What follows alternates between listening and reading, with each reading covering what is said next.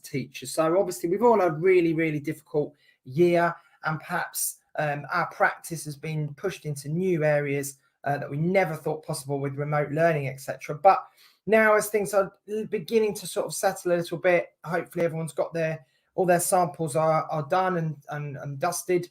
And now as we finish the term, maybe just thinking about, next year, what things you want to develop. So what I really want to know from the listeners today is a bit about what you have done. So I want you to get in touch, give us a call, call into the studio or message me with some of the things that you have done over your teaching career that have had the most impact. So we could be talking about, so just some examples, you could be talking about a book you've read. Let me know. I've got lots and lots of books here that I'm going to maybe talk through today. It could be a specific course that you've been on, an external course that you've been on, that your school sent you on that had real impact. It could be a speaker you've had into your school even. It could be a number of different things. It could be that you've been coached by someone and that coaching has had a real impact on you. It could be a webinar that you've attended. It could be a networking meeting. It could be lots and lots of different things. So what I really want to know is finding out from everyone today, what is the best examples of CPD that you have received in your career. So I'm not talking about the last few weeks, in your entire career. And obviously, if you're a trainee, you might not have had much of that other than your training, your induction.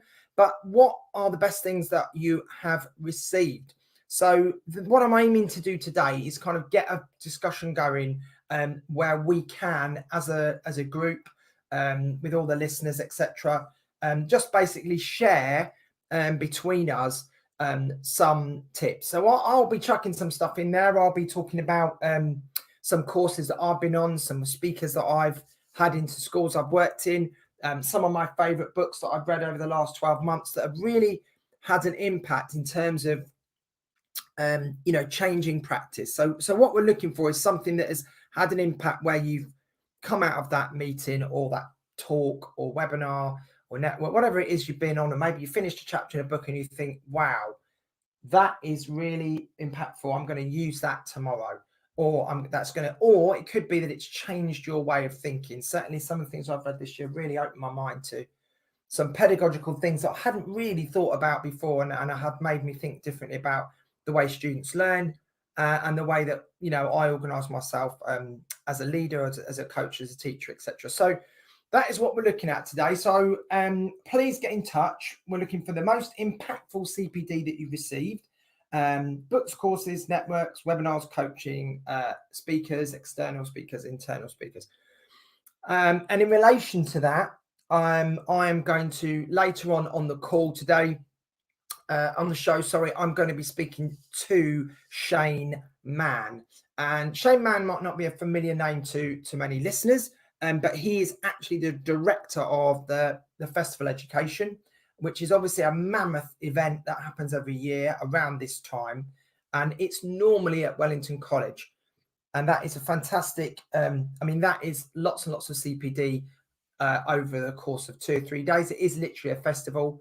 So I'm going to talk a lot about that because I think it's a really, really great experience. But obviously this year it's all online. So a little bit later, probably about half an hour, I'm going to be speaking to Shane, and he's going to be talking to us in detail about this year's festival and what you can expect. It's already running. It's already on. It started last week. It's for 2 weeks and it finishes next week. Normally, of course, it's over just a couple of days, a Friday, Saturday, Sunday in this term. But it's obviously all like outdoors, and you network with people, have ice creams, have food, chit and chat, go to lots and lots of different sessions. And it's obviously much more enjoyable in that sense. But this year it is all online. So that is going to give people a chance to actually, from across the world, without leaving your house, get access to that high quality CPD and information seminars.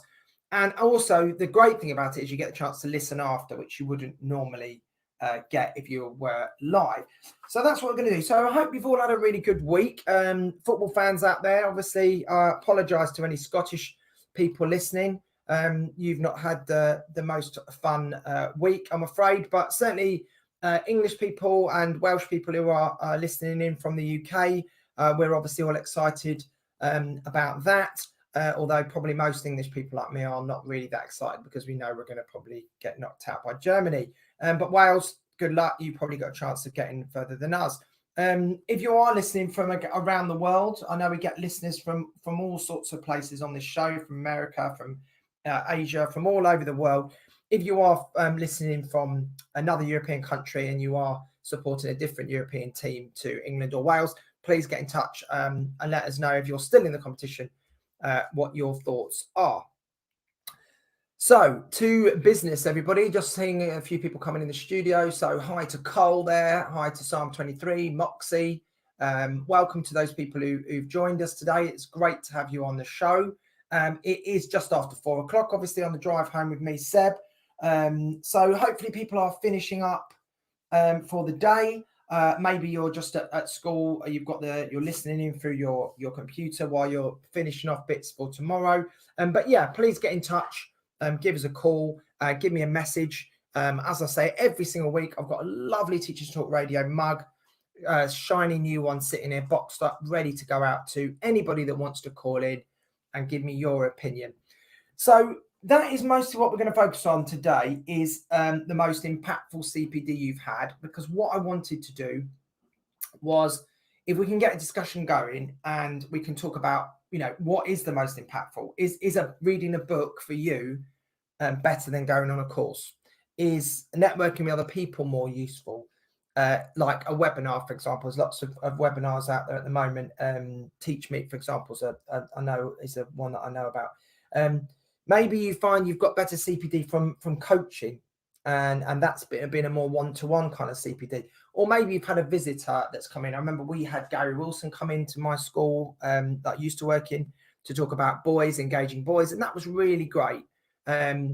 He talked a lot, which is kind of a good thing in some ways, but because of that, I don't really remember everything he said, but there were certain key points that he made about motivating boys and what boys enjoy, that sort of kind of rang true and kind of did impact on my practice and did make me think slightly more about some of the classes that I taught and some of the individual boys, just in terms of kind of motivation. So so that would be interesting. I'd like to know, what is the best CPD you've had?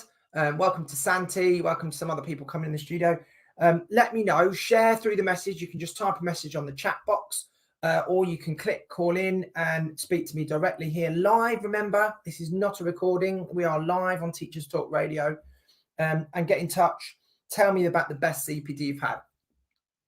In addition to that, what I think we might do a bit later on, after I've spoke to Shane, is we'll also be talking a bit about the end of term, because I know there's about 4 weeks left for some people, and maybe a bit less, maybe a bit more. But what I'd also like to know is what are the sort of top things people are doing in these next few weeks.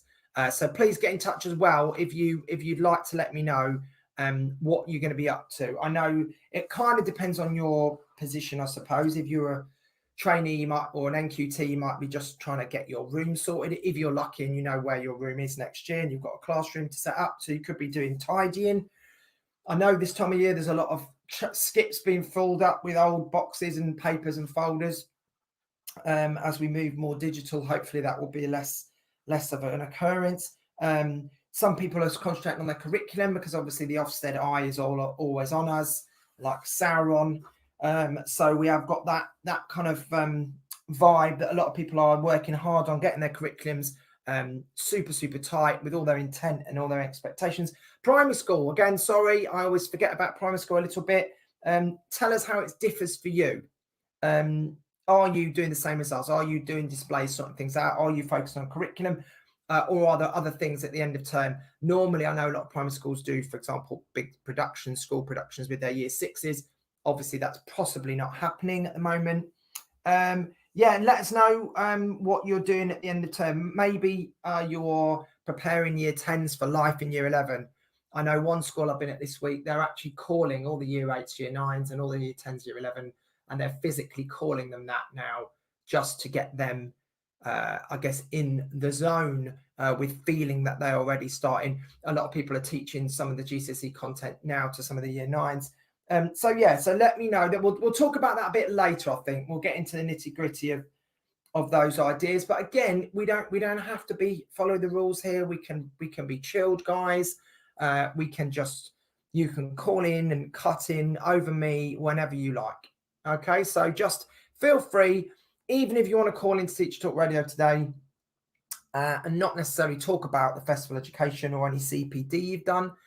Even if you don't really want to talk much about what you've done the last few weeks, maybe you just want to get in touch about a lesson you've had this week, or a student you've dealt with this week, or an issue you've had this week. Get it off your chest, because that is the point of Teachers Talk Radio, is to talk. So quite a few people in the studio now, so thank you to those people that have joined me, that are listening in. Welcome to you.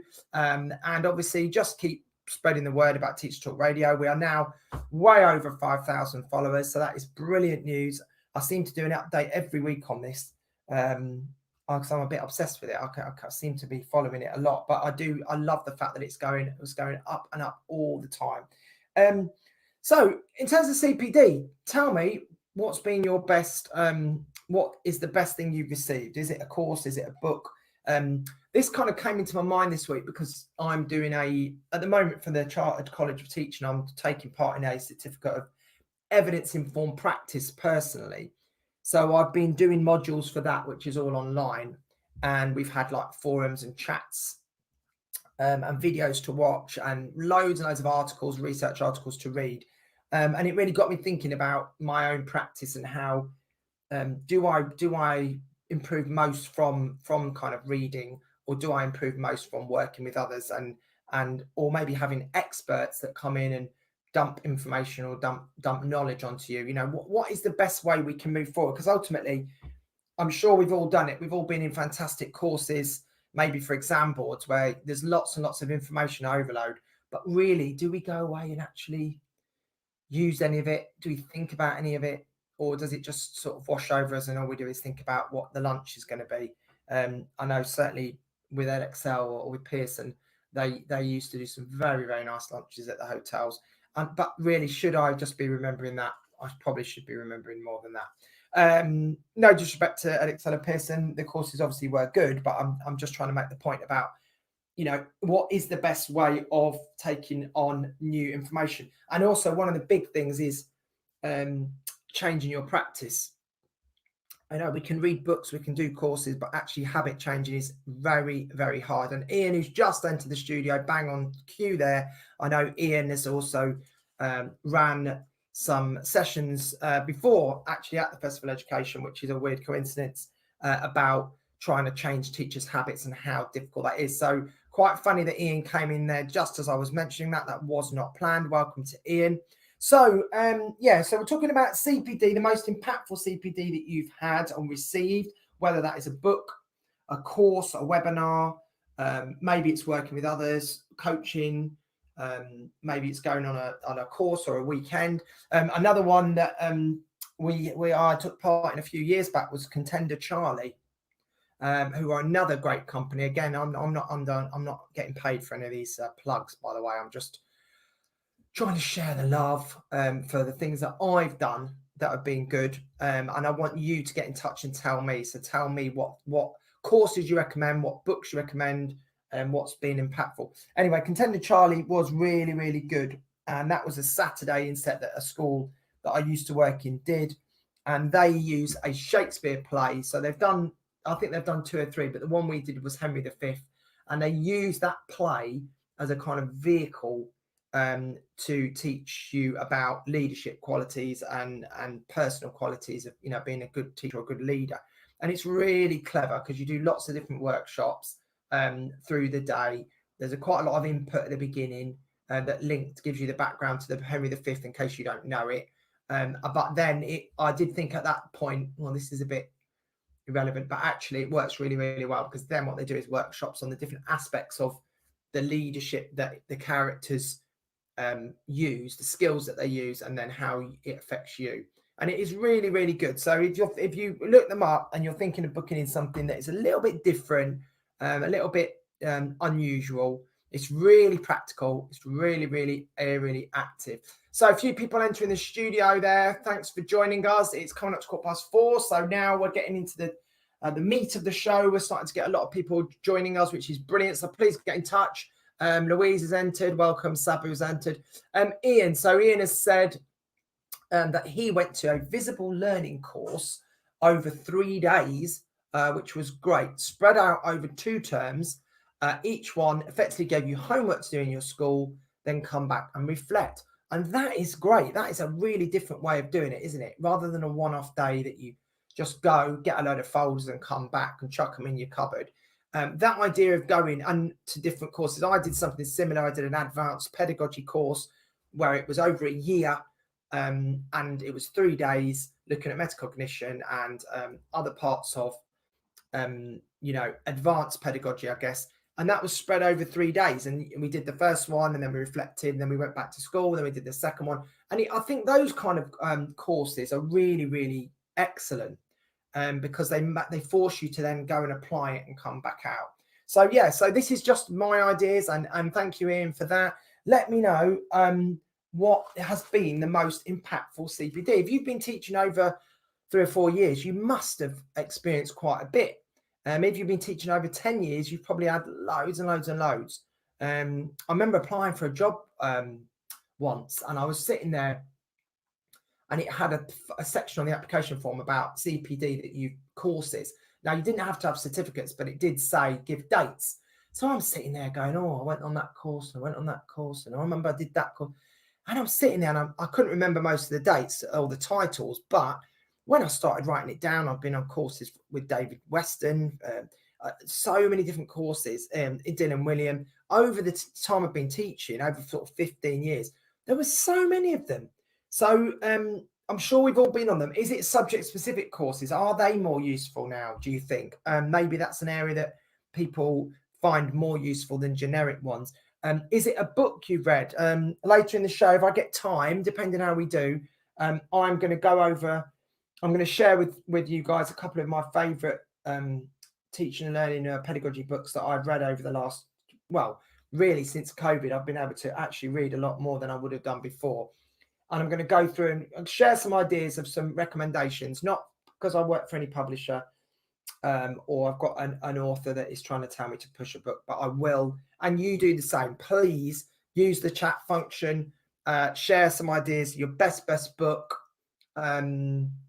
for CPD. Sabu's a bit confused what we're talking about. Well, we are just talking about continuous professional development, which is what CPD stands for. And we're talking about what things you've done as a teacher, what training you've received, or what personal research you've done during your teaching career that has helped you become a better teacher. That's it, Sabu. I hope that clears it up. And Ian's now giving us another one here. He says, I hate to say it, but Ofsted inspectors training lasted 8 days, was the best training into school evaluation, how and what evidence to look at. So again, the dreaded Ofsted, it may be not something you think, oh, you want to do, but probably very useful. Ian's recommending it to senior leaders. I think to see it from their point of view about evidence and what you look for and how to look for it definitely helps you, I think, as a leader to prepare and know how to show. This isn't about, I'm not saying, oh, we should all just do everything Ofsted says. Certainly as teachers, I wouldn't agree with that. But I think there's definite value in being able to measure the impact that the school is having, and using your CEF and your SIP to actually work on what aspects of your school are successful, or what areas you need to improve on, and being able to do that and looking through a lens perhaps that Ofsted would look through. And obviously at the moment everybody's obsessed with curriculum because obviously that is what the big focus is. But again, I think some people are lurching, trying to create reams and reams of paperwork, thinking that's what Ofsted want, but probably what they just want is a robust curriculum. Sabu's just apologising, just saying it's not got very good English. Sabu, that is absolutely fine. Let us know where you're calling in from, where you're messaging me from. I will try and slow down. I do speak very quickly, which is not always the best. But yeah, okay, so we're going to have a news break. But before we do that, just a reminder what I'd like you to get in touch with. So message me or click the call in button. Tell me your most impactful CPD that you have received. And that could be either a book, a course, a network meeting, a webinar, coaching, an external speaker, or a longer term course that you've been on over a year or 2 years, or even maybe it could be attending the Festival of Education. So yeah, I'll talk to you after the news. This is Teachers Talk Radio, and this is Teachers Talk Radio News.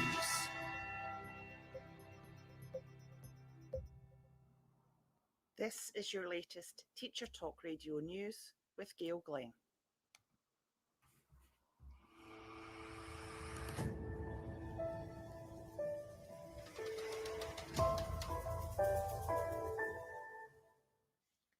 Bloomfield Collegiate School in Belfast is to enforce a restriction on pupils' use of mobile phones until the end of term. This will include use on site before school, in registration, and in classroom activities. Principal Guy Greer stated that they were acting over concerns about pupils' mental health and their ability to socialise. He said that these concerns stemmed from too much screen time during lockdown. He has received reports that there have been 30 minutes of absolute silence on school buses, as all of the students were using mobile phones, and he believes that they need to get students talking again. Northern Ireland's interim mental health champion, Professor Siobhan O'Neill, has previously said that some things that made life meaningful had been taken from children and young people due to lockdown and the pandemic.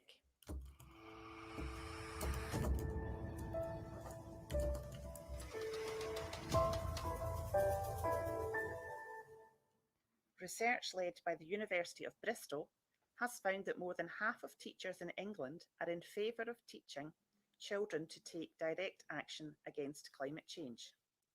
Professor Howard Jones believes that Greta Thunberg has inspired school children and that climate change is something they feel passionately about, despite being underrepresented in the national curriculum. He believes that with COP26 being hosted in Glasgow this year, in November, this is an ideal time to reflect on how we are preparing young people for the defining issue of today.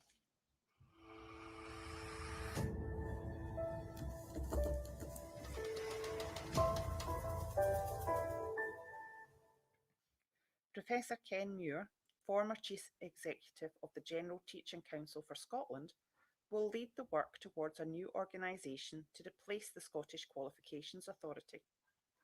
The Scottish Education Secretary, Shirley Ann Somerville, is to establish a Children's and Young People's Education Council to ensure that the voices of those most affected by any changes in education are always heard loudly and clearly. Ms Somerville has told MSPs that she wanted to be in a position to confirm central planning assumptions for the awarding of qualifications in 2022 for the start of the school term in August. This has been your daily education news briefing.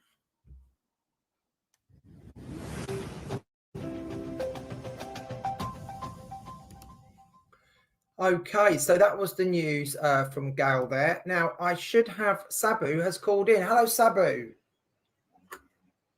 Hello. Are you there, Sabu? Yes, I'm here. Great. Where are you phoning from, Sabu? Can you hear me? I can hear you. Yeah. Where are you calling from? Actually, my English is very bad, and I wanted someone advise me on how can I improve my English. Okay, Sabu. Are you? Where are you phoning from right now? I'm from India. Oh, okay. Yeah. And are you a teacher? No. You're not a teacher. Okay. It's a bit of a bad line, Sabu. If there was anything you wanted to say particularly. can't understand. No. Okay then, Sabu. All right. Well, thanks for calling in. We're looking for people to call in and tell us about what they're doing if they're a teacher.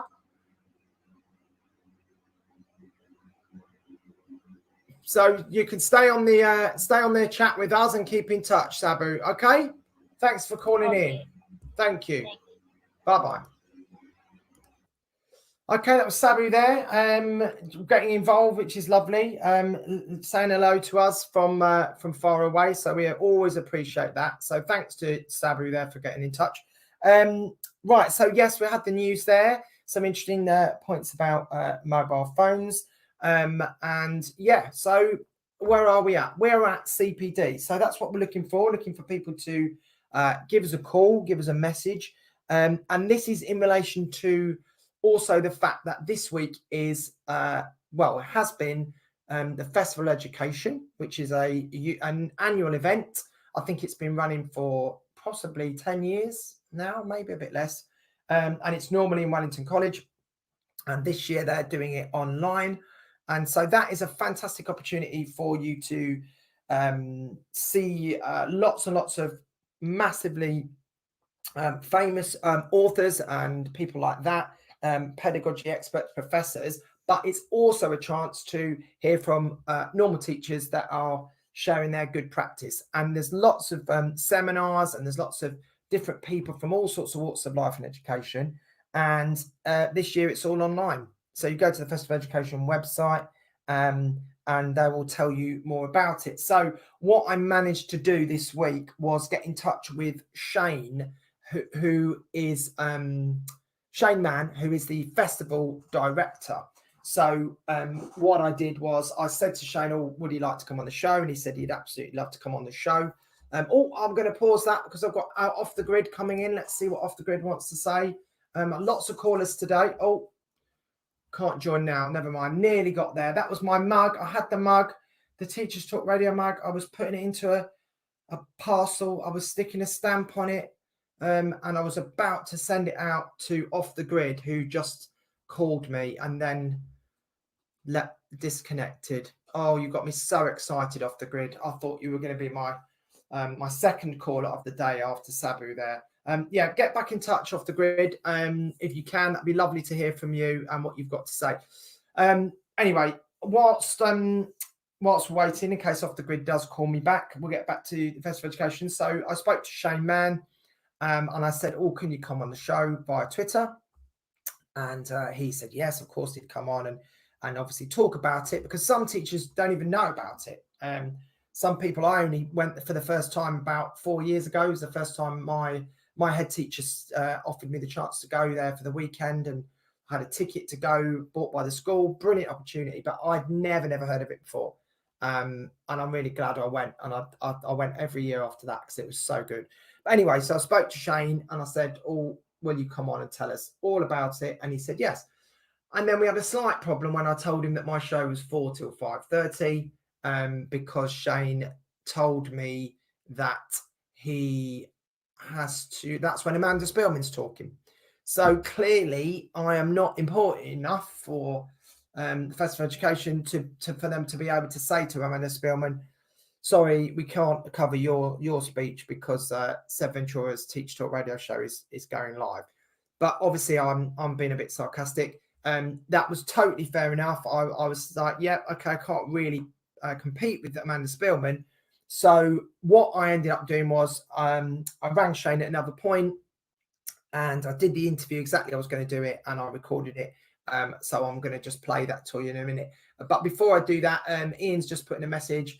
The talk by Dylan William was, as always, very good. And he also liked listening to Anthony Seldon. Yes, definitely. I remember one year we heard from Tiny Temper, which wasn't particularly useful for my teaching, but was really lovely to hear Tiny Temper talking about his school life and his background and what his school life was like and his teachers.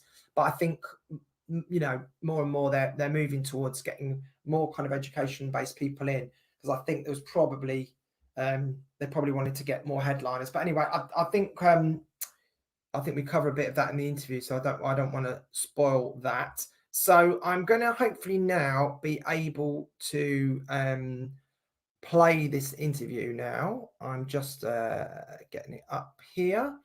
And like I say, if you want to get in touch with any CPD that you've done, or sorry, any CPD you've received, not really talking about leading CPD today, we're talking about receiving it. So any books you've read, what are your favorite teacher learning books, any conferences you've been on, any webinars you've been on, networking meetings,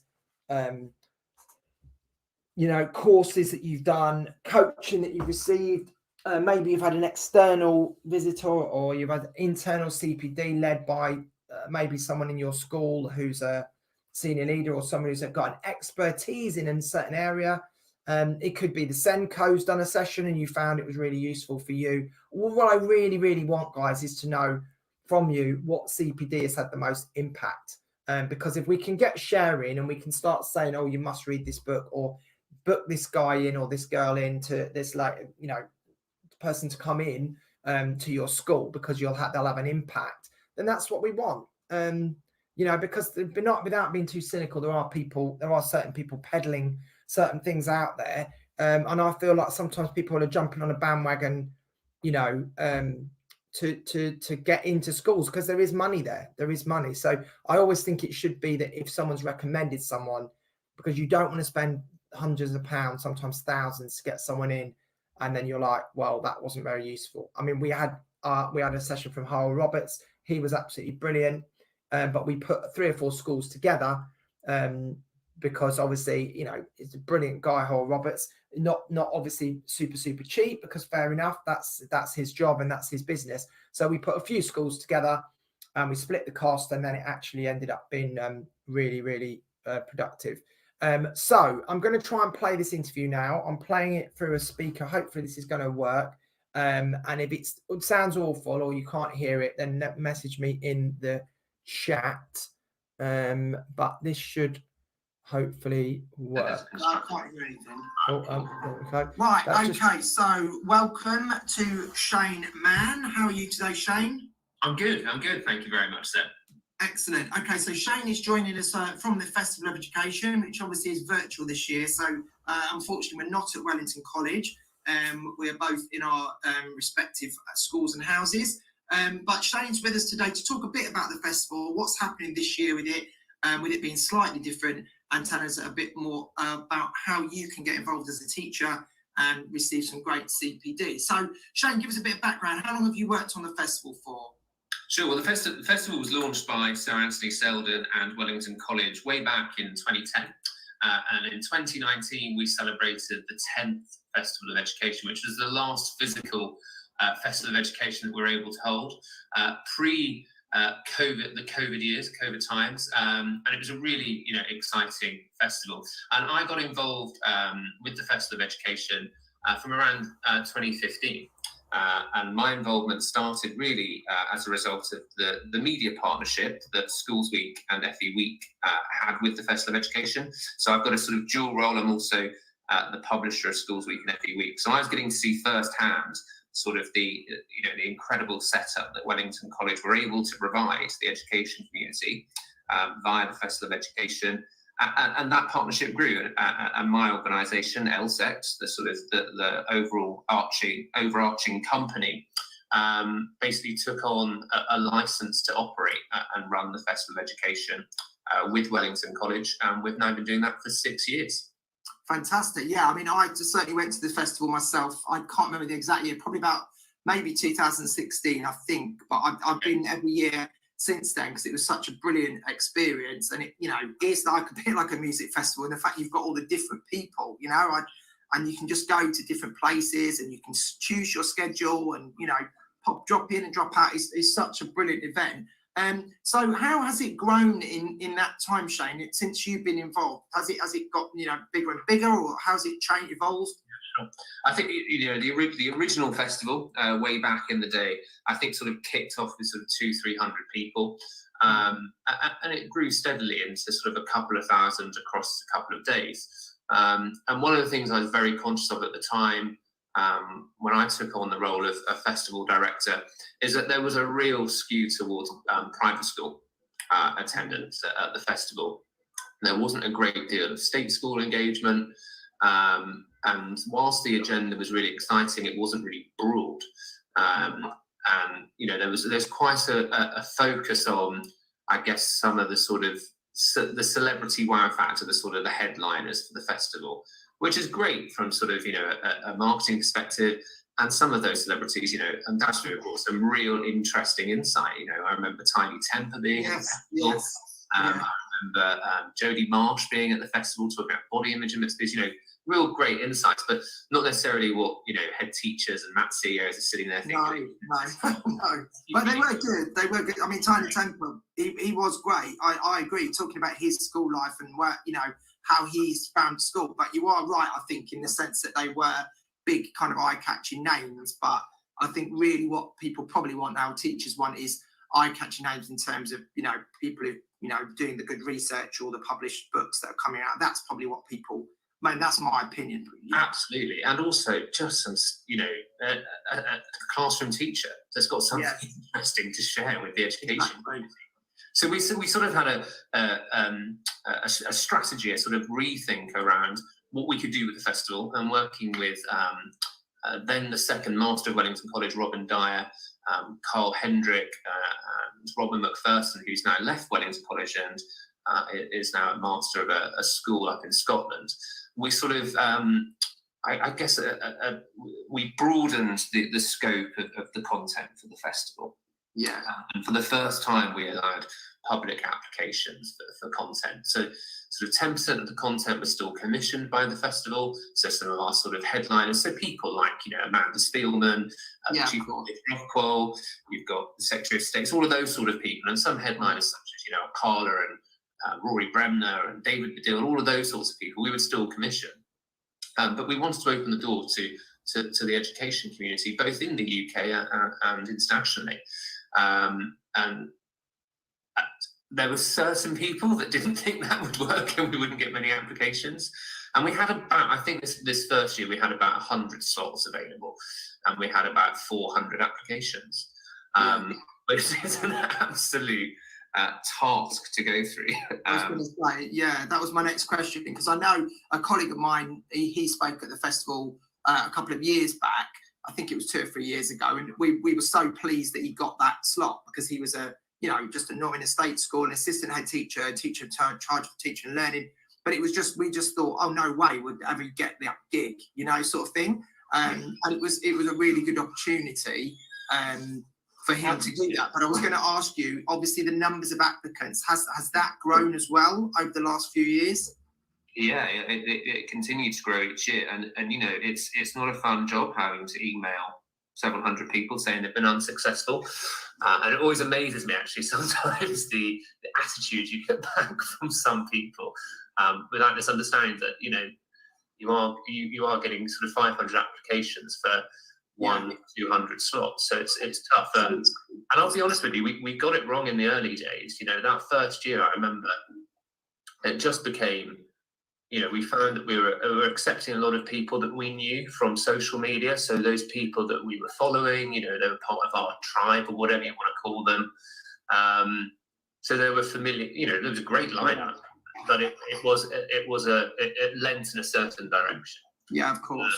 So we became really conscious of that in future years, and, you know, segmented the application process so that we had different themes, so we get a broad range of content, but also to capture information around the ethnicity of individuals and any other protected characteristics, and also their level of speaking experience and whether or not they've spoken at the festival before. Sure. So I think it was Jane Manzone on Twitter, I think she tweets as Hey Miss Smith, you know, sort of ambassador us on social media, that it was the same old clique always speaking. So, you know, we working with Jane and the New Voices project, and also for our own efforts, made a real effort to ensure that sort of 10 to 20% of people speaking had never spoken at the festival before or had real limited speaking experience. So we were sort of introducing them in a really, you know, big platform onto the education speaker circuit. Yeah, no, that's interesting, because I know that as well, that having had one of my colleagues get on there, and obviously there are people I know that have applied and have not been successful. And obviously, you know, this part of it is obviously a numbers game, But obviously, do you look at certain, you know, themes as well? Like, you know, if everybody was saying, oh, great, I can do something on, I don't know, questioning or whatever, and you had lots and lots of one thing, presumably you have to monitor how you make it varied for everyone. But one of the, you know, the big topics of conversation at the moment in education, and has been for the last couple of years, is well-being. And we get inundated with well-being applications. You know, I think this year alone we had about 80 of sort of the 550 that applied. You know, so everybody's got something to say about well-being, which is fantastic. You know, because I remember a few years ago we really struggled to get anything on well-being. And we're very fortunate to work with a great festival partner, Cognita, the Global Schools Group, is our sort of well-being partner, and they've, you know, helped us bring some phenomenal well-being content and sort of helped us sort of filter through some of those applications we get to ensure that, you know, that they're of a good quality. But yeah, you know, there are certain areas such as well-being where we do get inundated, and other areas where we don't get much at all, which is, you know, is a great share. Would be good to get more. Certainly, you know, focusing on the early years, it'd be great to do some more on alternative provision, and also special educational needs as well is an area that we've covered very well in previous years. I don't think we've done a phenomenal job of that this year. We could do better, and we've often worked with people such as Jarlath O'Brien on that. And I hope, you know, next year we'll have that very much, you know, better covered at the physical event. Yeah, no, I mean, that's a tip there to any listeners who are thinking of applying for next year. Perhaps this is a little gap there that Shane's alluded to. If you have got some knowledge in that area, certainly if you've got any ideas that you can contribute. Okay, so just one more point, sir. You know, make the title really interesting. You know, we when you're flicking through 500 applications, when they're quite serious and dull titles, they don't jump out at you. And I just think some of the ones this year that really caught my attention were the ones with just absolutely mad titles. They were quite entertaining. Oh, that's interesting. That's really relevant on the day because, you know, as somebody that's been to the festival said, you know that you're looking at 100 sessions in a day. I know. What are you going to pick? And hopefully, you know, your title is so important in sort of really selling your session and capturing people's attention when they're deciding what to attend. No, I totally agree. I think it is very much like I say, like a music festival where you're looking at the timeline and it's 10 o'clock and there's, you know, 12 to 15 different people speaking, and it's how on earth you choose. And sometimes I've read the title of a session and thought, I don't really know what this is going to be like, you know, because the title's a bit strange or abstract. And then you go and it's actually brilliant. Or sometimes the opposite, you think, oh, this is it. I'm going to know all about metacognition. And you go and it's not quite what you imagined because some of the titles are a bit, like you say, crazy, or they can not necessarily be exactly as it's described on the tin. What I was going to say to you as well is, what do you know anything about next year yet in terms of planning, or can you not plan because of COVID in terms of what you can and can't do next year? Are you holding back?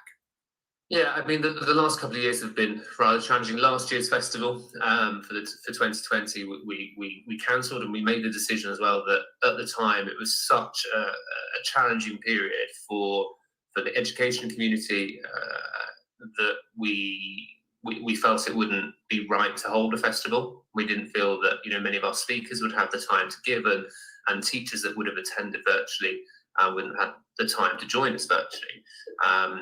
You know, I'm not, obviously this year again has been incredibly challenging, but there is certainly an appetite to hold a virtual event this year. We are going to hold a physical event next year. Plans are underway, and we will be making an announcement on the 30th of June about the dates for next year's festival. But, you know, of course, it will be at Wellington College, the home of yeah, of course, yeah, lovely. Okay, good. Yeah, back to having ice creams and. Oh, absolutely! I'm really excited that we've. You know, I can't give all the details today, but we've got a really exciting announcement to make in September about tickets and ticket pricing for state schools. Oh, wonderful, great. Well, we'll keep our ears pinned on that. So, in terms of the listeners to the show today, what we really want everyone to, you know, if you've not been on the Festival Education website, I would recommend you do it because there's another week or so left, and there's lots and lots of sessions of really, really good speakers coming up. It's totally free. You don't have to pay anything, of course, this year with it being virtual. And also tomorrow, there is something called Friday Fest. So Shane, can you tell the listeners a little bit about Friday Fest?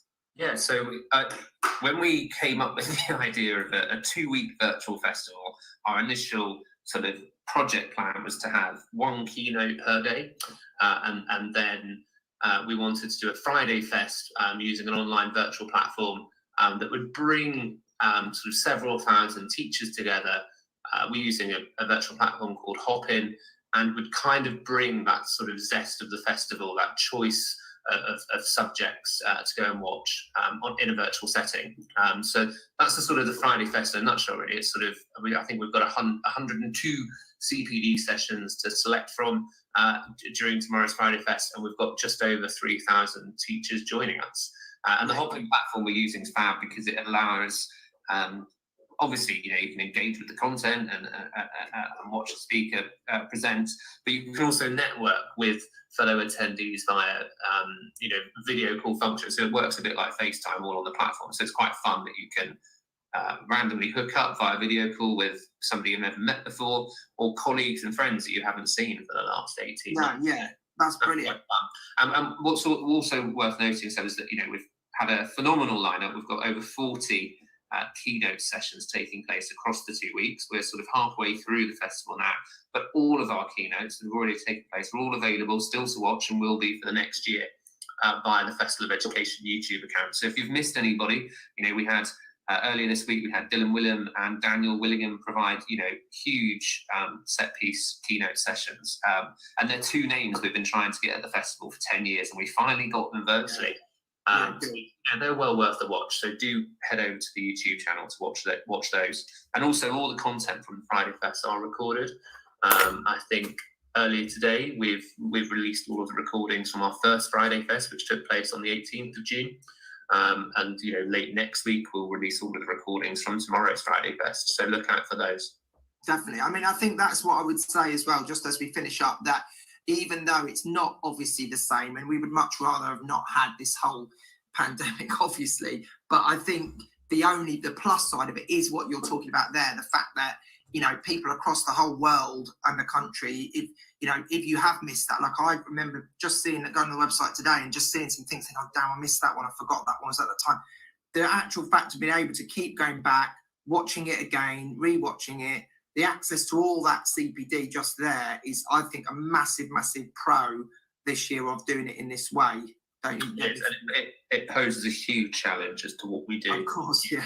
Because, we have looked previously for the Festival of Education, the physical event, to have recordings, but, that adds tens of thousands of pounds to the cost to get, the camera people and all that sort of thing, video editing.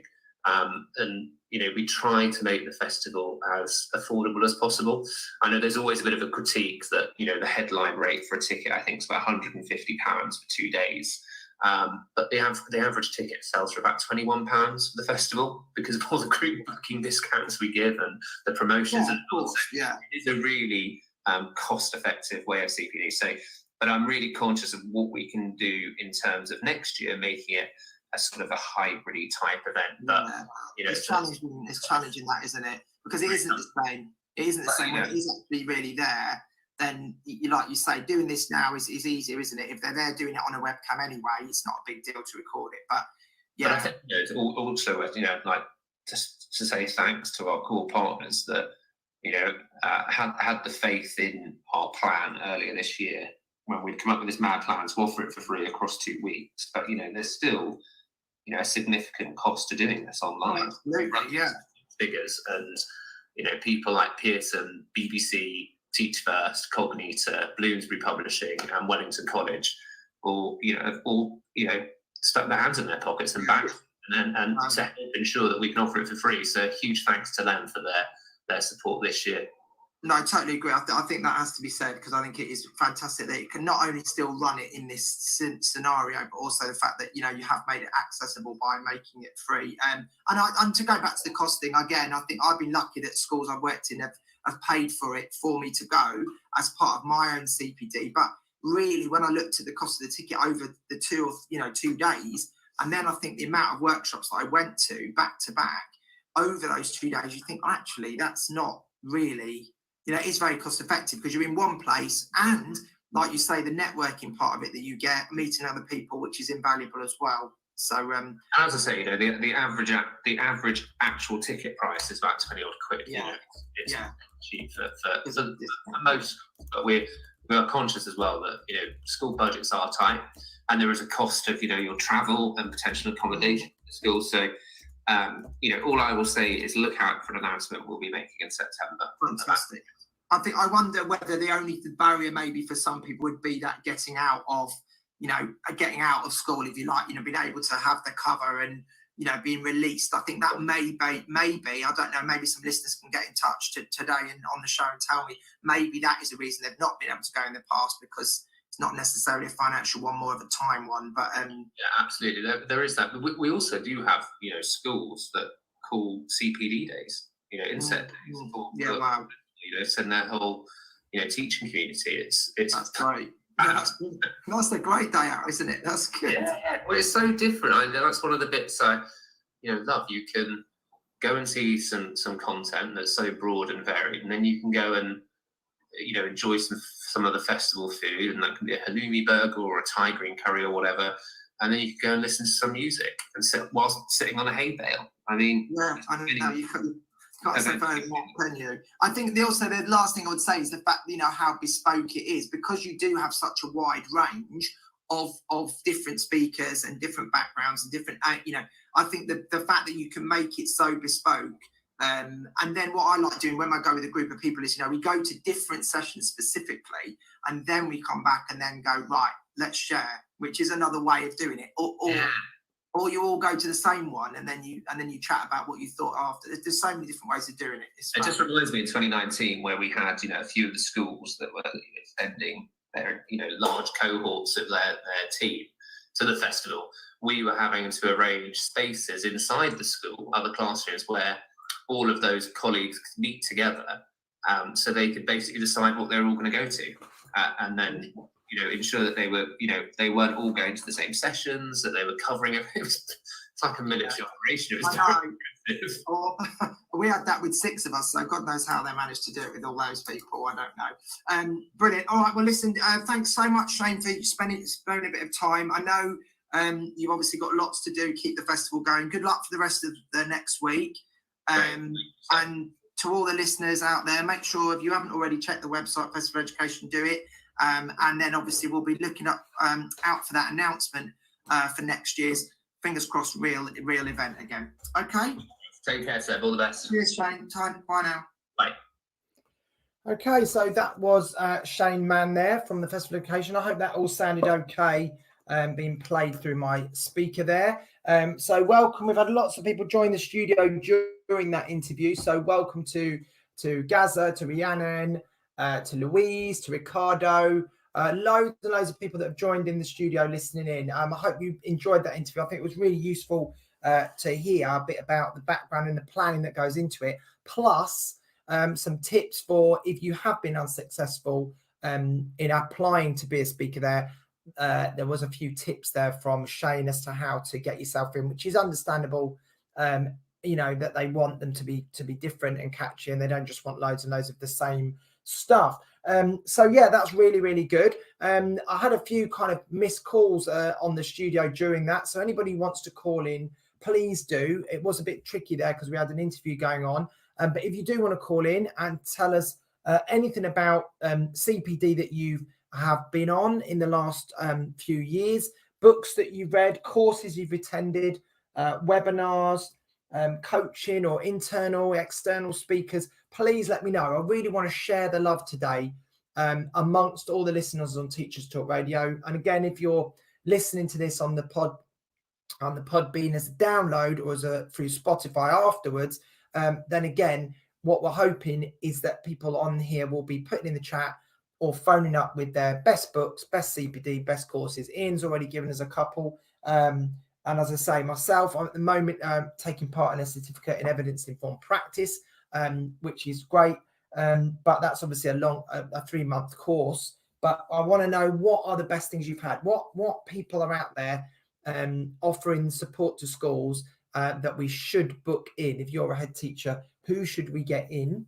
And on a personal level, what personally works for you? Does it work for you reading a book? Does it work for you to read a blog? Is it better for you to sit and watch videos on YouTube and make notes? I know there's the whole Mary Myatt and Co experience, which again, if you haven't heard of that, is another brilliant one, which is like Netflix for teachers. Basically, you pay a few pounds a month, and there's Mary Myatt has put, and there's access to so many videos that you can access for CPD, plus of course TED Talks, plus YouTube. I mean, we are living in an era, guys, where there is no shortage of materials. Sometimes overwhelming, I know that is sometimes too much, but there is so much out there. Books to help you. The teaching walkthroughs books are fantastic. There's loads of books come out recently. All the Retrieval Practice series from Kate Jones, Michael Charles's books on feedback and assessment are wonderful. There's the classics, the Dan Willingham books, the Dylan William books, the Tom Sherrington, the Inaction series, Zoe and Mark Enser. There's so many great books. And if you just go on, well, you can go on through Amazon, but if you go into John Catt or Crown House, one of these good publishers, there's so much out there. So tell me what works for you. We're going to have a little quick ad break, and then hopefully we can get some callers or some messages to tell me your best CPD.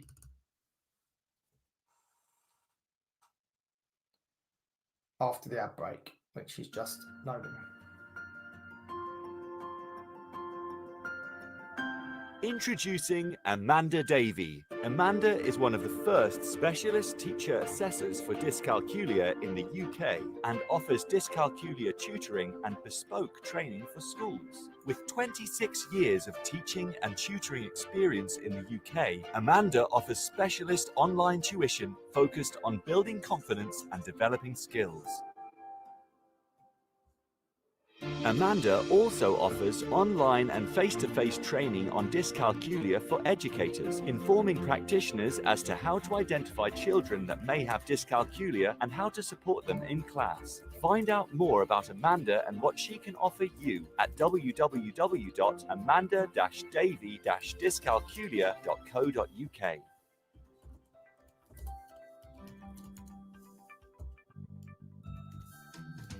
Creative Resources, made for teachers by teachers. At Creative Resources, we've been rethinking what a classroom can be.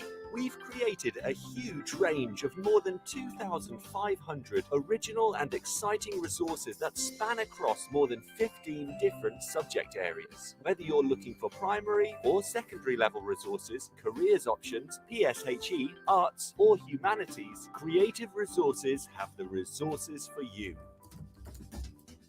We offer full curriculum packages and unique, challenging escape rooms themed on topics such as Shakespeare, Tudors, and fractions. We have quizzes, task cards, Tarsier puzzles, and lots more. Better still, more than 100 resources can be accessed for free. Just visit our website, www.cre8tiveresources.com. You can get 10% off any order you make on our website by using the discount code TTRadio. Creative Resources, made for teachers by teachers. Okay, so that was our little ad break there. Welcome to everyone if you've just joined us. Today we're talking about CPD, the best CPD that people have had, the best ways that people have received it, and how you basically do that. So what do you tend to use? Do you use books or courses, webinars, teach meets, coaching? What are the best ways that you have improved your practice? So, I mean, if I talk about books, for example, I don't just want people phoning up or messaging saying the best book is this, my favorite is. What would be great is to hear how it's impacted on your practice. So, for example, Back on Track, which was a Mary Myatt book I bought a few months back, really easy to read, only takes a few hours. It's not a hard read at all, really simple read. A chapter in that about photocopying and how photocopied sheets should be outlawed. And she writes a lot in there about stuff and how teachers put stuff into lessons to keep people busy. And we've all done it. We're all guilty of it. But actually, is there any learning? Oh, got a caller now. So I'm going to go to Rhiannon, who's calling in, and see what Rhiannon's got to say on this topic. Rhiannon, are you there? Hi, yes, I'm here. Thanks for taking my call. No problem, Rhiannon. So you have qualified for a Teacher Talk Radio mug by calling in. That's all you've done, and you've already qualified for a mug. I hope you're excited. Absolutely brilliant. I loved having a Teacher Talk Radio mug. I think that's going to be absolutely perfect. Exactly. I don't think any teacher should be without mugs at any point in their career. Certainly not. Right. So Rhiannon, tell us a bit about yourself first. What subject do you teach?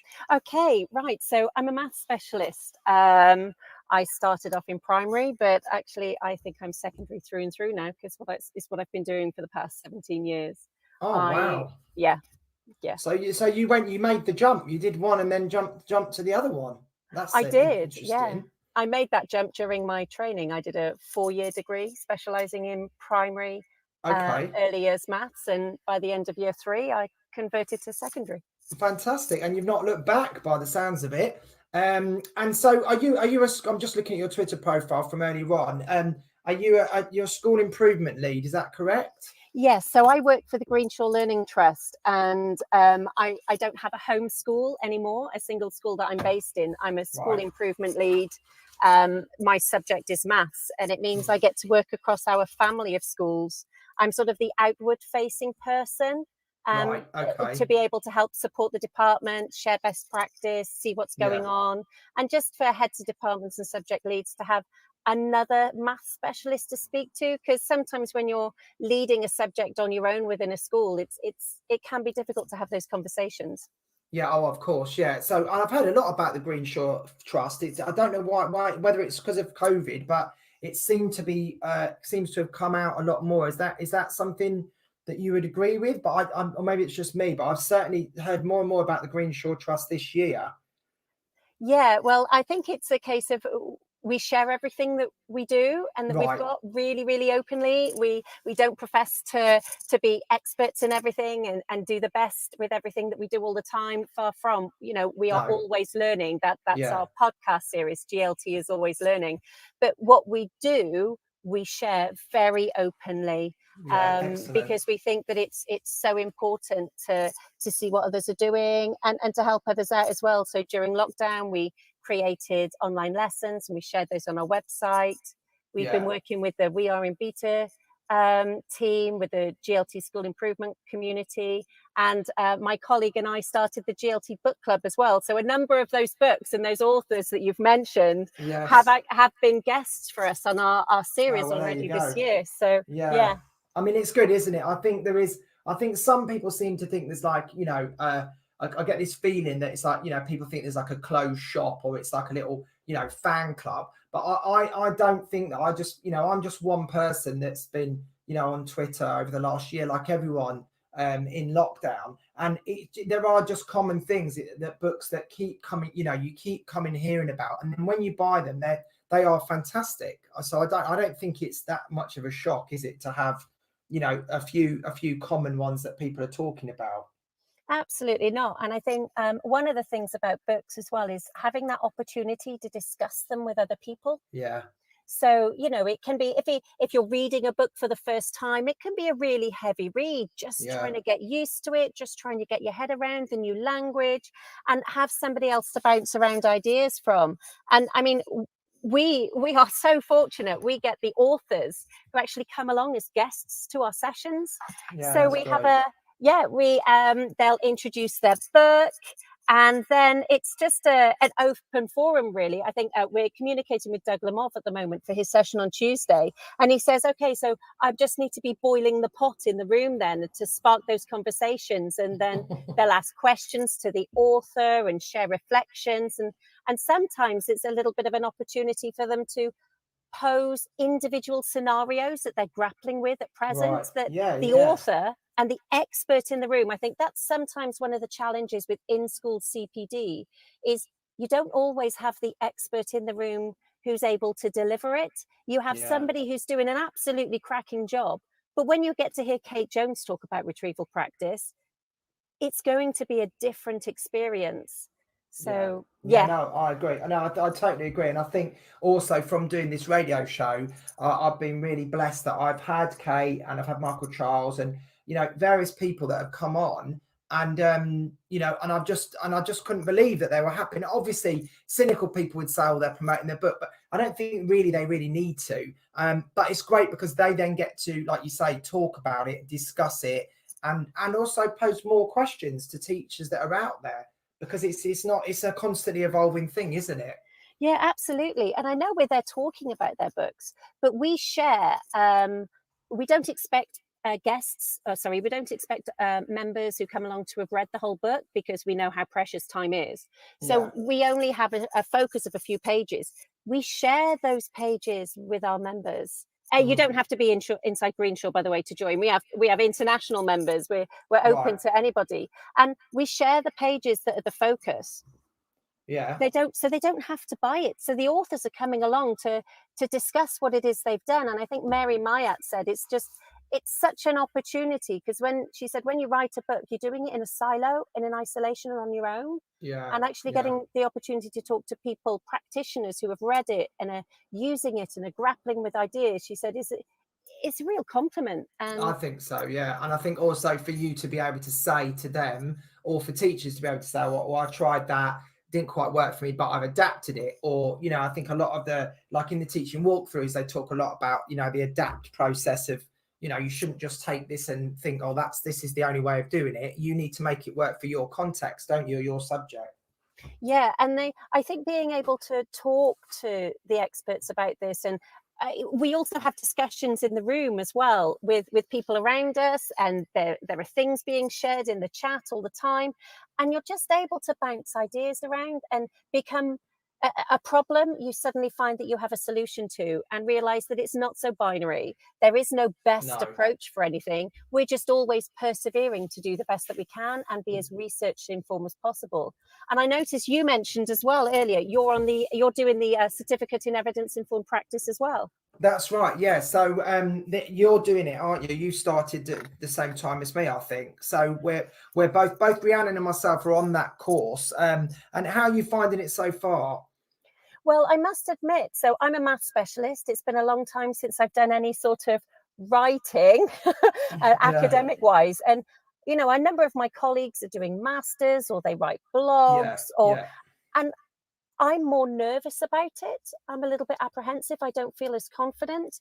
And when I saw this opportunity it's 3 months long, a certificate in evidence informed practice, I'm much more confident with reading books now, but I want to be more confident in reading the actual research and not just taking it at face value. And I thought this was just a perfect opportunity to try it, and also then see what it's like to suggest it and recommend to colleagues across my trust as well, who are interested in a similar thing. And I've been really impressed with it so far, if I'm honest with you. I don't know about you. No, I have. I mean, I think, you know, the wealth of articles that are out there, and this is to any listeners listening in, whether you're doing a course like this or not, what it's made me realize is there are thousands and thousands of articles out there that you can just get access to, you know, that are by and you've just got to look and know where to look. So on this course, it points you in the direction, doesn't it, of lots of places where there's evidence there, or there's research articles.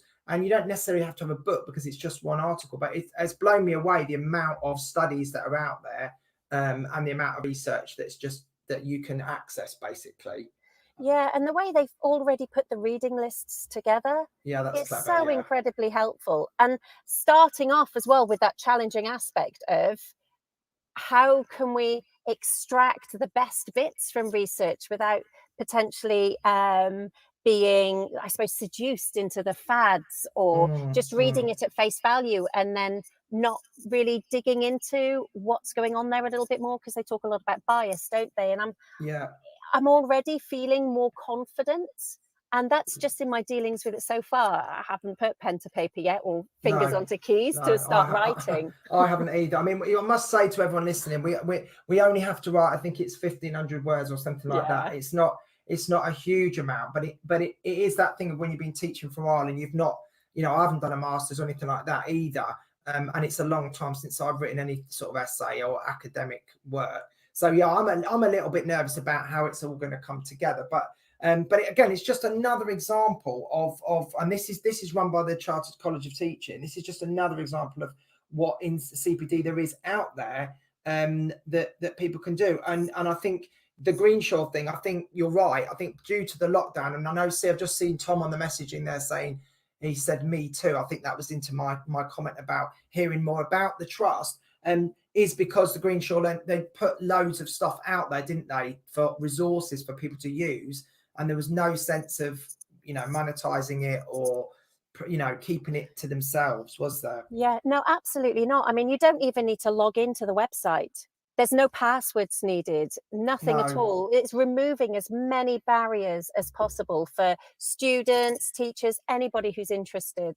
And it's just so refreshing working for a trust like that, and with the team of people that I do, that, you know, it's all on Google Drives and we give it all away because I know, yes. why not? Why not? You know, and that's what the authors are doing with when they're coming onto our sessions, and the time they give for your radio show and all of those things. We're all just helping each other, aren't we, to do the best that we can for our kids. And this is the point, isn't it? That we're not, it's not a business where we're all competing against each other. You know, we're not Coca-Cola, you know, that are competing with Pepsi. It's not about that, you know, this is about the kids, isn't it? So ultimately, whether you're in private sector or state sector or primary or wherever you are, FE, ultimately teaching is very, very difficult. There's no two ways about it. And I think also we've done stuff on the show before about retention and the amount of people leaving the profession. And I think that we've got a responsibility as a profession to each other to support each other. And there's no sense of people keeping things privately. I think the things like the league tables and all that, I don't think they've helped, you know, that concept. But I think people are moving away from that and being more supportive. Would you agree? Yeah, I do. I think the fact that we won't have, in many ways, that we won't have had them for 2 years is going to be really helpful, and open those conversations and enable that dialogue to happen. And my hope is that now it has happened and we've all gotten together so much over the last, I don't know, is it like 15 months now? God knows, I think that's that's our habit now. That's our normal way of working, and we're just going to continue. You know, the people I get to work with on the book club as our members, they are absolutely cracking. And, you know, I'll have people coming from Dubai, we'll have people join from America or Hong Kong, or I'll also have people join from one of the private schools down the road.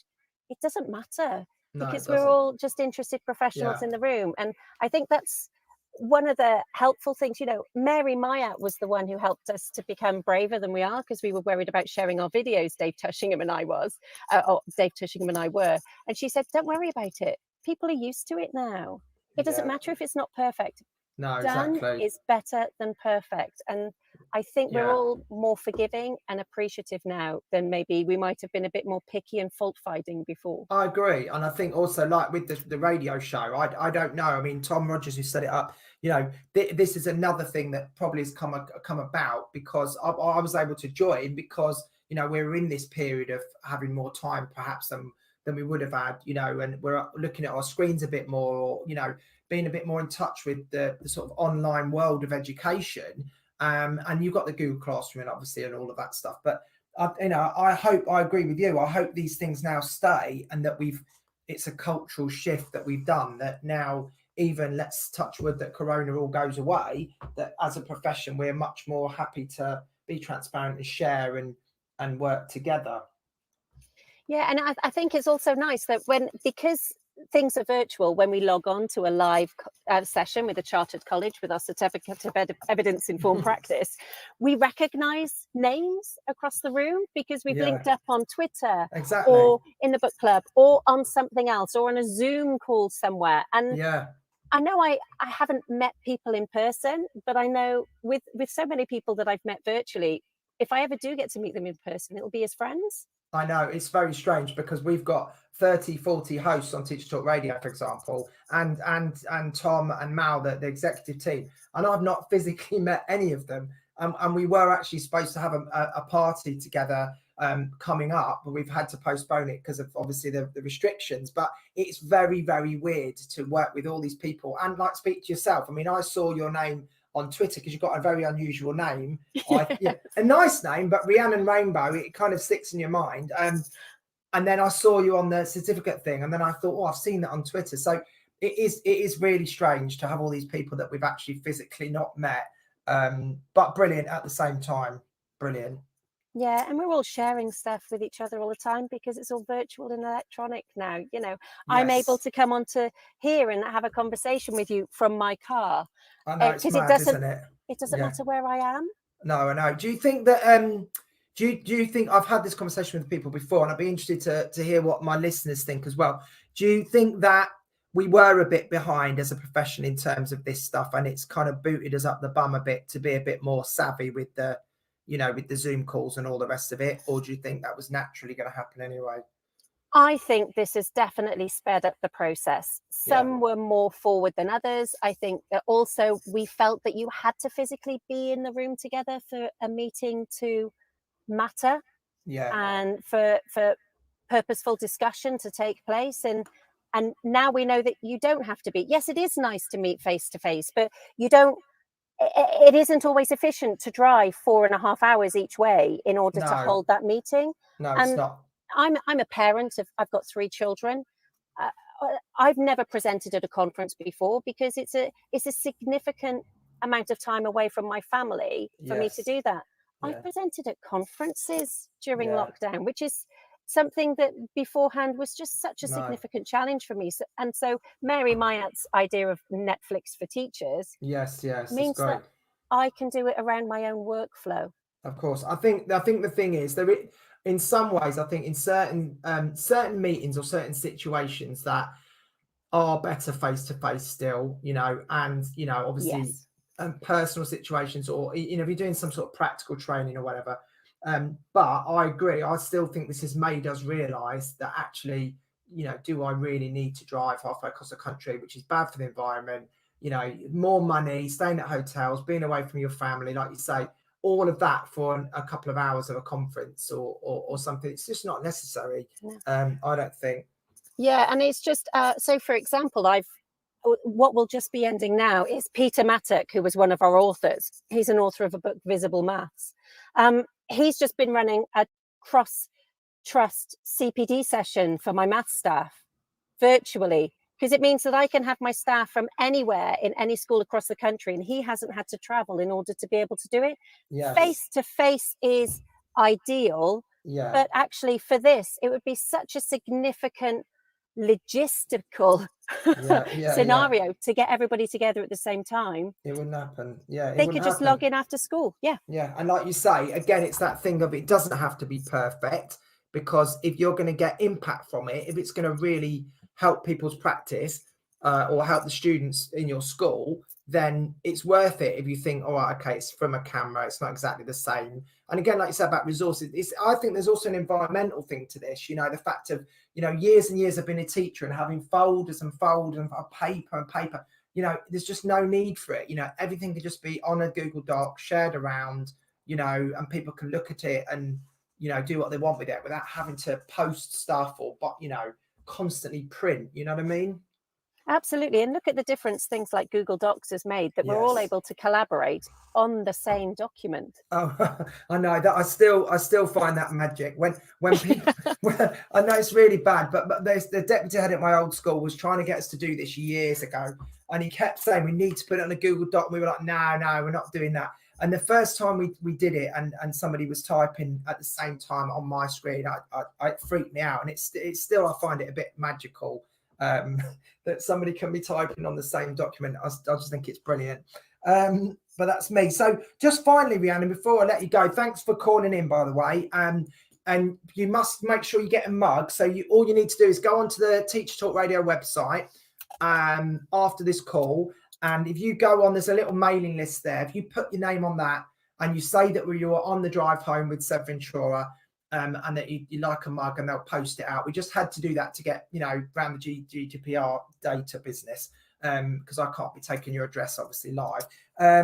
So yeah, if you do that, you'll get a mug. So I'm really glad you called in. You've had some really good points to make.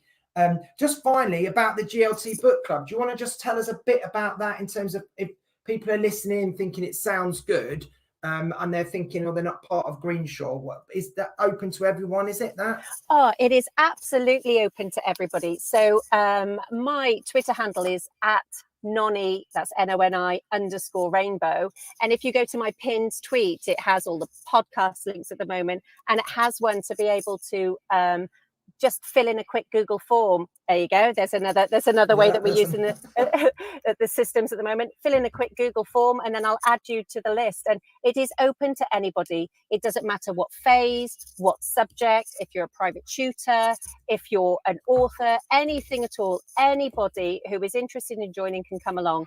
There's no expectation. Nobody has to do anything they don't want to do. There's only opportunity for you. You can engage in live sessions with authors. So we've got Doug Lemov next Tuesday talking about his book, Practice Perfect. We've got coming up Zoe and Mark Enser talking about generative learning in practice. We also have Claire Hill and Kat Howard, who are going to be talking about their book Symbiosis before the summer. And also, all of our previous recordings are available on the website. That's the Greenshaw Learning Trust website under the CPD tab.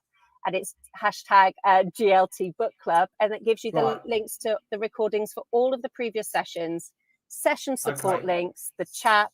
And we've already got our lineup confirmed for the autumn term as well. 11 more bookings already. Wow. Before Christmas. That's amazing. That's amazing. So is the best way to do it either through your Twitter or go to the Greenshaw website? What's the best way of people subscribing to it? I'd say go to Twitter. Go to Twitter. And if you're not sure, DM me. I'll put a link out after this. And shall I send it to you as well, actually? Yeah, Seb? Send it to me and I'll retweet it out on mine. I've just put your Twitter handle on the chat here. For anyone to follow you, but if you just put that link, and then if anyone wants to join that, I'd certainly be interested in having a look at that. It's fascinating. And it's myself and at Dave Tushingham as well. He's my partner in crime on that. I couldn't do without it. Thank you so much for your time. Listen, thank you for calling in. I really appreciate it. I know you're super busy. Thanks a lot, Rhiannon. Speak to you again. Cheers. Take care. Bye. So great, another caller there. So Ian said that sounds wicked. I agree. We'll have a little look at that. Ian also said other industries network a lot more than teachers. I would agree. I think we're slowly getting the idea from industry. Thomas messaged to say you can hear Kate Jones every Friday on Teacher Talk Radio, which is another good point if you didn't know. Although I think tomorrow she's not on because I've got a feeling she's off tomorrow. But normally, yes, she's on Friday. Wow, that was absolutely brilliant, that call, because that's really got me thinking about all sorts of different things. So, talking of Doug Lemov, actually, that is interesting because his book, Teaching in the Online Classroom, that was a book that I bought right at the beginning of lockdown. And that was really, again, an impactful book because it gives you loads of tips about dissolving the screen, using the chat function, like how to make your lessons effective, even though you're doing it remotely. And again, it's just an example of an £8 book that really, really helped my practice when we were in a zone where no one really sort of knew what was going on. I don't think at that point, but he's taken all his Teach Like a Champion stuff and kind of converted it into that. I think the best books are the ones that have case studies, like Michael Charles's books have case studies. I think Kate's usually has little example ones, but the best ones for me are the ones that have example from real lessons or from real studies that you can actually then refer to. So yeah, what a brilliant show. I hope everyone enjoyed that. I think we had someone else trying to call in, but I think they've gone, but that's absolutely fine. Remember, all you need to do is click the call in button to be part of the show like Rhiannon did. And then we've got Teacher Talk Radio mug that is going her way for her contribution. Last final plug for the Festival Education. Like I say, that tomorrow is the second and last Friday Fest. So I think you need to register in advance. So you can do that tonight. But then once you're registered, you don't have to say which sessions you want to go to. So basically there are 5 sessions tomorrow. It's done like a school day, 5 periods. You can choose whatever session you want to go to, the CPD tomorrow. But I think you have to register tonight in advance. You might be able to do it in the morning, I'm not sure. But once you've registered, you get an email, you get like a free ticket. And then from that, tomorrow, you can dip in and out of the session. So I'll give you an example. I've just skimmed through it for tomorrow to see which ones I might go if I have the time. Period 1, there's one about homework that looks quite cool. Period 2, there's one about extracurricular activities, the effect of them on well-being, which I think I quite like the sound of. Period 3, there's one about lesson planning in the digital age.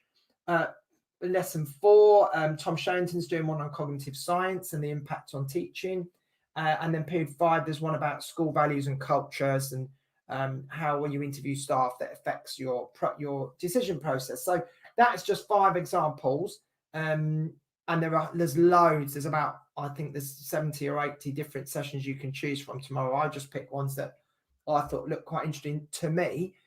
So please, yeah, do that. It's all free. If you've got a bit of time tomorrow, free period, or a bit of time you want to dip in, or even if you haven't at the weekend, like I was saying earlier to my guest Shane, you can just record, you can just go and check it out after. I think it's on the YouTube channel of the Festival of Education, or probably on the festival website for you to stream it or download it or watch again.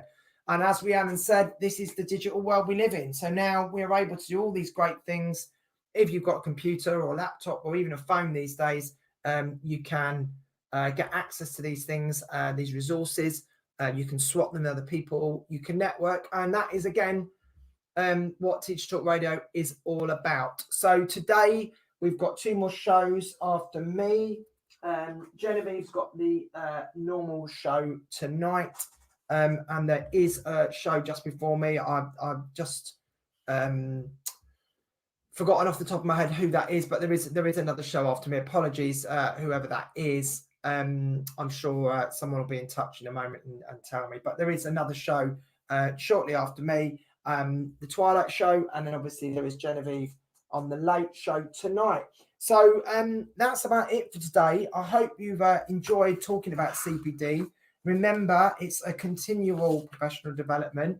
So everything you get, whether it's a book or a course or some external CPD or networking you do, all of these little chunks all help you become a better teacher and a better person. Everything we read should in some way affect us and help our brain to, even if it's you disagree and even if you're looking at something from a different angle, I still think that is worth doing. And as teachers, we're obviously thirsty for that. But just, be careful. Don't do too much, because there is so much out there. Pick and choose what you want. I've mentioned a few of my favourite books today. I've mentioned the Festival Education and some other courses and people that I've been involved with, but there are obviously lots and lots out there.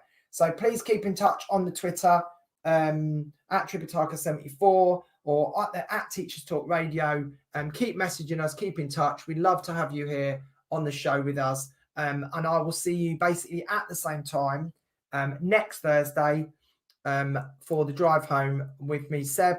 I hope you have a lovely evening. Those people who are not football fans, you've got a few days break before we get into the nitty-gritty of the rest of the tournament. For the rest of you, enjoy your evening, and I'll see you next time.